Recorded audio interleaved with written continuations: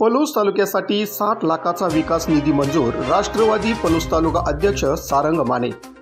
जनसुविधा योजनेत या माध्यमातून राष्ट्रवादी काँग्रेस पक्षाच्या वतीने पहिल्या टप्प्यातील विकास निधी मंजूर। जनसुविधा योजना या माध्यमातून राष्ट्रवादी काँग्रेस पक्ष अजित पवार गट यांच्या वतीने पलूस तालुक्यातील 13 गावांसाठी पहिल्या टप्प्यातील 60 लाख रुपयाचा विकास निधी मंजूर झाला असल्याची माहिती पलूस तालुका राष्ट्रवादी काँग्रेस पक्षाचे अजित पवार गटाचे अध्यक्ष सारंग माने यांनी दिली।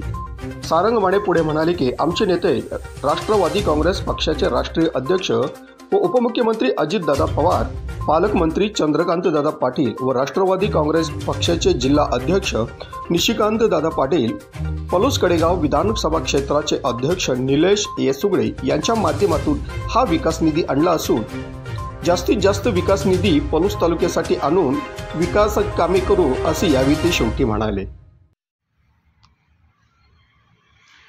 पलूस तालुक्यातील ग्रामीण विकासाच्या संदर्भामध्ये जिल्हा नियोजन मधून आमदार अजितदादा पवार यांच्या माध्यमातून तब्बल 60 लाख रुपयाचा निधी मंजूर पलूस तालुक्यातील ग्रामीण भागातील विविध गावांसाठी जवळपास 60 लाख रुपयाचा निधी हा वेगवेगळ्या कामांच्यासाठी विकास कामांच्यासाठी मंजूर करण्यात आलेला आहे।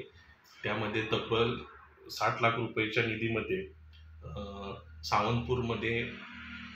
सावंतपूर, बांबवडे, बुरुंगवाडी, भिलवडी, आमनापूर, त्याचबरोबर सांडगेवाडी आणि चोपडेवाडी, नागठाणे, बुर्ली, मोराळे या गावांसाठी जनसुविधा असेल, नागरी सुविधा असेल, या दोन्ही माध्यमातून राज्याचे उपमुख्यमंत्री आमदार अजितदादा पवार, या जिल्ह्याचे पालकमंत्री चंद्रकांतदादा, त्याचबरोबर या आमच्या राष्ट्रवादी काँग्रेस पार्टीचे जिल्हाध्यक्ष निशिकांतदादा, त्याचबरोबर पलूस कडेगाव विधानसभा क्षेत्राचे अध्यक्ष निलेश येसुगडे यांच्या माध्यमातून व यांच्या मार्गदर्शनाखाली जी राष्ट्रवादी काँग्रेस पार्टी काम करत आहे पलूस तालुक्यामध्ये, त्यांनी विकासाच्या संदर्भामध्ये आम्ही जी मागणी केलेली होती या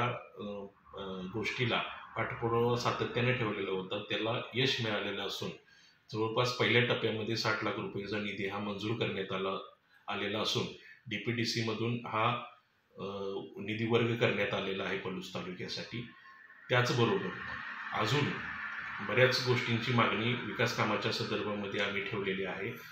खरं तर स्थानिक स्वराज्य संस्थेच्या आता आचारसंहिता सुरू असून जानेवारीमध्ये उर्वरित राहिलेला निधी हा वर्ग करण्यात येईल अशी ग्वाही आमदार अजितदादा पवार यांनी व जिल्ह्याचे पालकमंत्री चंद्रकांतदादा यांनी दिलेले आहे। या सर्व योजनांच्यासाठी व विकास कामांसाठी सातत्याने आमच्या राष्ट्रवादी काँग्रेस पार्टीचे जिल्हाध्यक्ष निशिकांतदादा व निलेश येसुगडे यांचा पाठपुरावा सातत्याने असतो। त्याचबरोबर पलूस तालुक्यामध्ये अजून जितका निधी आपल्याला DPDC मधून घेता येईल याच्यासाठी राष्ट्रवादी काँग्रेस पार्टी व स्वतः मी तालुका अध्यक्ष या नात्याने मी प्रयत्न करेन। स्पीड न्यूज मराठीसाठी सचिन लडगे, पलूस।